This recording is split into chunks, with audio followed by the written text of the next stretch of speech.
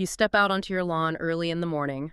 The dew is still wet, and you see this tiny, perfectly pleated gray mushroom. Yeah, looking like a delicate little paper parasol. Right, exactly. It's beautiful. But then, by the time you get home from work, it's totally vanished. Like it was never even It's there. completely gone. So today we are doing a deep dive into the biology of that tiny organism, the pleated ink cap. Or at least what people call the pleated ink cap. Right, because we're going to find out why that name is actually a lie, where it goes, and what it's secretly doing to the soil under your feet. It's such a fascinating little fungus because it operates on this extreme biological clock.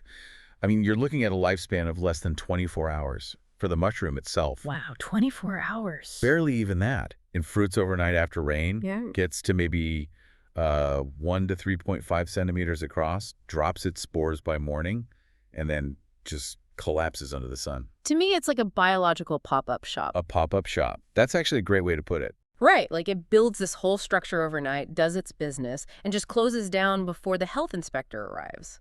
But why the insane rush? Well, because the mushroom isn't the main event. The actual fungus, the organism itself, lives permanently underground as a vast mycelial network. So the mushroom is just the fruit. Exactly. Exactly. It survives by constantly digesting dead organic matter, like your old grass clippings. And it does this by essentially sweating out a whole secretome, like a cocktail of chemical scissors. Chemical scissors. Yeah, enzymes that chop up the dead grass into food it can absorb. Okay, so the pop-up shop we see above ground is literally just a fleeting reproductive phase. It lives fast because it only needs to exist long enough to catch the morning wind, right? Which is exactly what forces it to break the rules of its own family tree.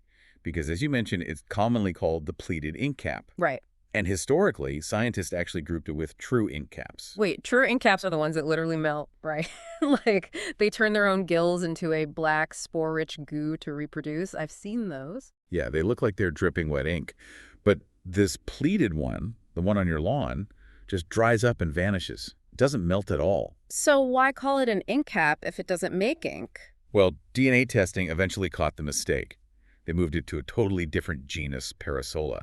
Because it's operating on such a tight 24-hour clock, it just doesn't have time for that slow, messy melting process. It just bypasses it completely. It has to. That actually makes the pleated cap make perfect sense. Like, if it's not melting into goo, the pleats are just a mechanical hack. A biomechanical hack, yeah. Right, it's opening horizontally like a ribbed umbrella to catch the wind. And the mechanics of that umbrella are incredible. Yeah. As the cap expands, the gills actually tear cleanly away from the stem. Wait, they tear away entirely. Yep.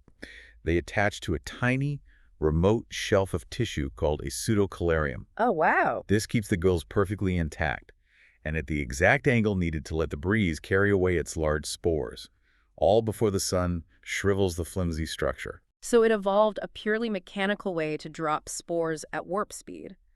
But, that structural efficiency above ground really makes me wonder about what's happening below. You mean with the chemical scissors? Yeah.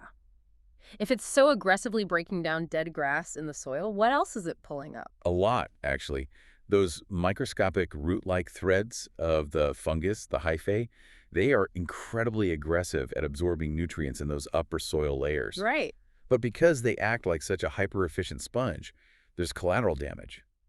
They bioaccumulate heavy metals. Heavy metals? Like what? Like lead and arsenic, stuff from urban pollution or historical pesticides that might be lingering in your dirt.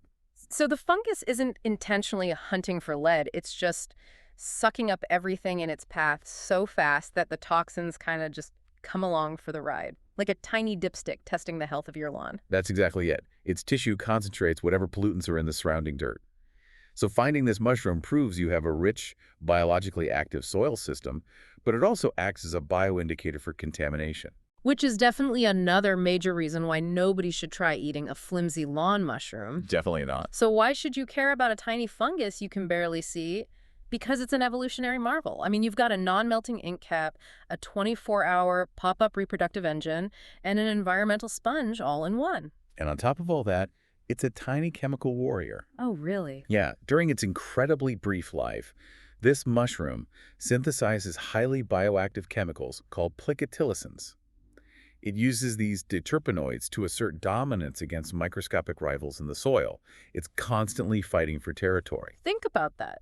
If a fragile little pop-up shop of a fungus, one that lives for barely a single morning, is secretly waging complex chemical warfare in the dirt. It really makes you wonder. Exactly. What other invisible battles are happening in the perfectly ordinary grass right outside your door? Next time you look out at your lawn at dawn, you are never going to see that empty patch of dirt the same way again.